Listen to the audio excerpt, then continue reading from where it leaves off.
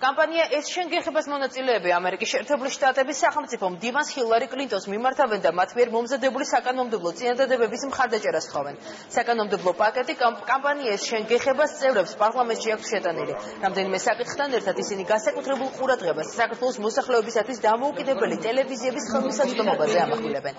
კამპანია ეს შენ გეხება მედის საქმიანობის მარეგულირებელ საკანონმდებლობაში ისეთი ცვლილებების შეტანას ითხოვს, რომელიც სამაუწყებლო საკაბელო კომპანიებს დაავალდებულებს უზრუნველყონ მათ ქსელში ყველა ტელევიზიის მაუწყებლობა, ტელევიზიებს კი დაავალდებულებს ისარგებლონ ყველა საკაბელო კომპანიის მომსახურებით.